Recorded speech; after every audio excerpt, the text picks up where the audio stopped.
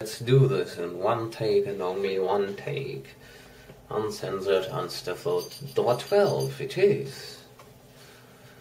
At last the dinner was all done. The cloth was cleared, the hearth swept, and the fire made up. The compound in the jug being tasted and considered perfect, apples and oranges were put upon the table, and a shovelful of chestnuts on the fire.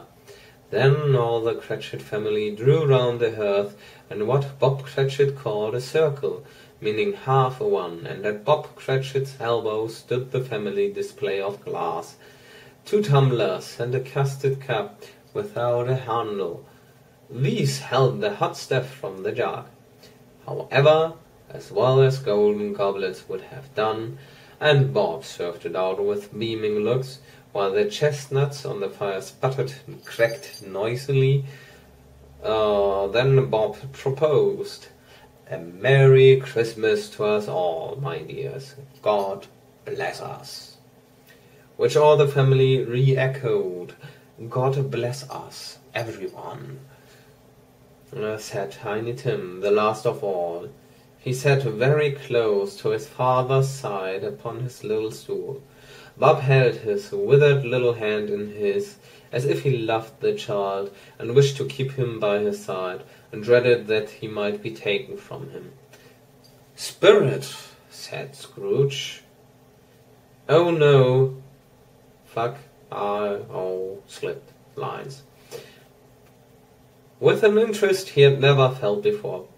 "Tell me if Tiny Tim will live?" "I see a vacant seat," replied the ghost, "and the poor chimney corner, and a crutch without an owner, carefully preserved. If these shadows remain unaltered by the future, the child will die." "No, no," said Scrooge. "Oh, no, kind spirit, say he will be spared." "If these shadows remain unaltered by the future, none other of my race," returned the ghost, "will find him here. What then? If he be like to die, he had better do it, and decrease the surplus population." Scrooge hung his head to hear his own words quoted by the spirit, and was overcome with penitence and grief. "Man," said the ghost, "if man you be in heart, not adamant, forbear that wicked cant until you have discovered what the surplus is, and where it is. Will you decide what man shall live, what man shall die? It may be that in the sight of heaven you are more worthless and less fit to live than millions like this poor man's child. O God, to hear the insect on the leaf pronouncing on the too much life among his hungry brothers in the dust." Scrooge bent before the ghost's rebuke, and trembling cast his eyes upon the ground, but he raised them speedily on hearing his own name. "Mr. Scrooge," said Bob, "I'll give you. Mr. Scrooge, the founder of the feast."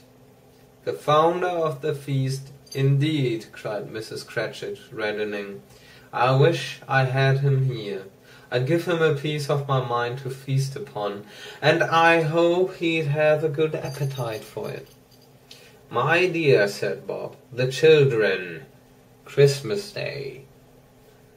"It should be Christmas Day, I am sure," said she, "on which one drinks the health of such an odious, stingy, hard, unfeeling man as Mr. Scrooge.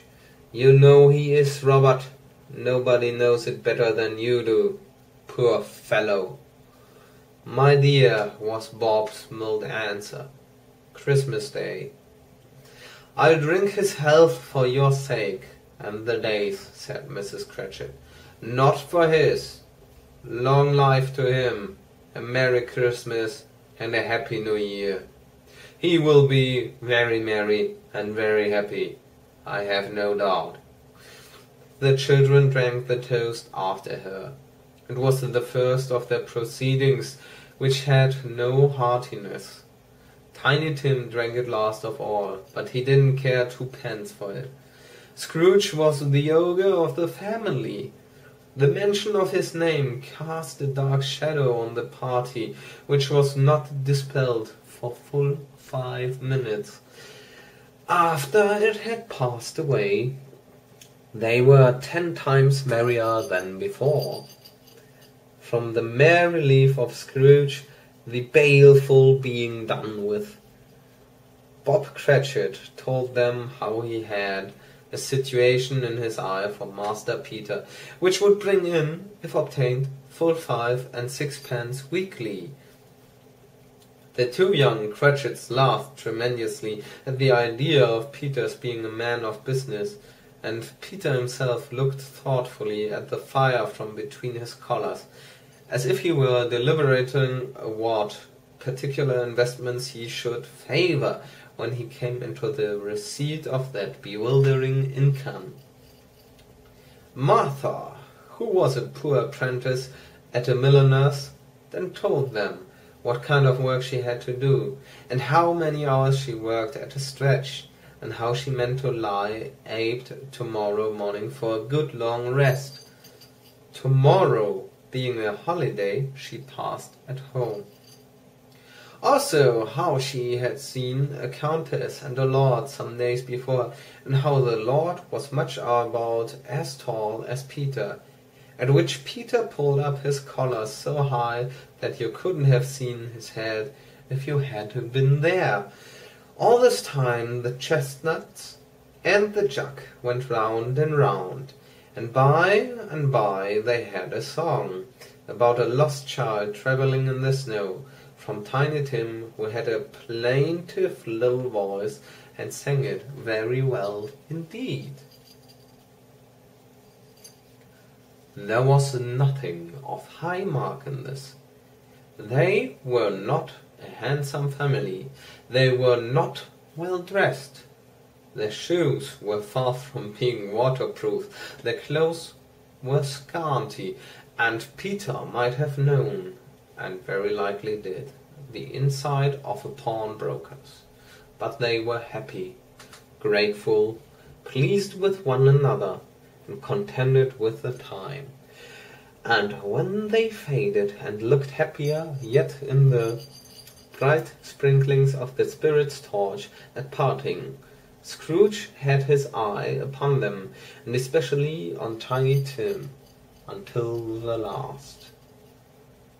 But this time it was getting dark, and snowing pretty heavily, and the Scrooge and the spirit went along the streets. The brightness of the roaring fires in kitchens, parlours, and all sorts of rooms was wonderful. Here the flickering of the blaze showed preparations for a cosy dinner, with hot plates baking through and through before the fire, and deep red curtains ready to be drawn to shut out cold and darkness. There all the children of the house were running out into the snow to meet their married sisters, brothers, cousins, uncles, aunts, and be the first to greet them. Here again were shadows on the window blind of guests assembling, and there a group of handsome girls, all hooded and fur-booted, and all chattering at once,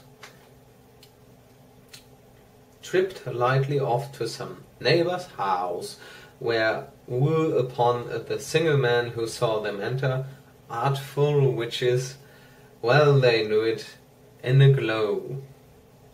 But if you had judged from the numbers of people on the way to friendly gatherings, you might have thought that no one was at home to give them welcome when they got there, instead of every house expecting company and piling up its fires half-chimney high. Blessings on it, how the ghost exulted!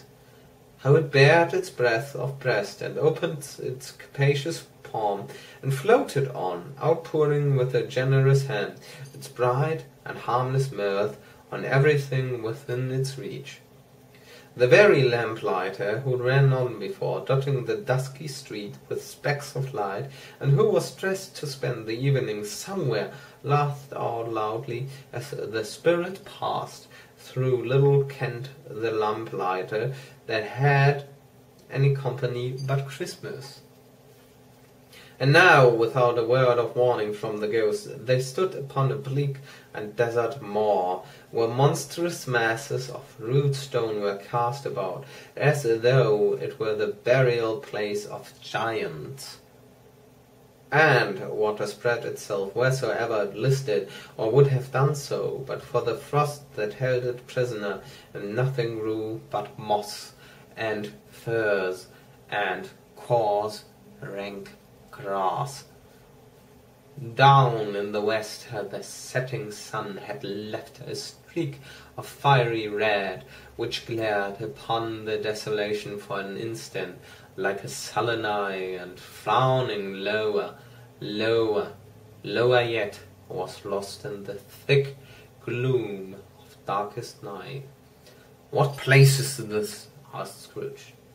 "A place where miners live, who labour in the bowels of the earth," returned the spirit, "but they know me. See."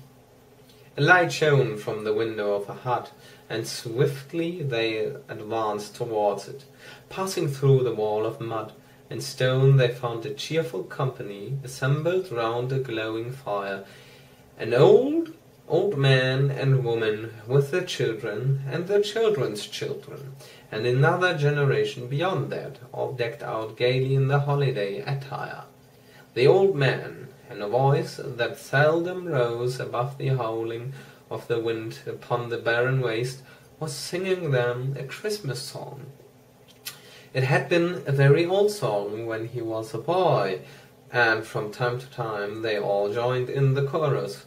So surely as they raised their voices, the old man got quite blithe and loud, and so surely as they stopped, his vigour sank again.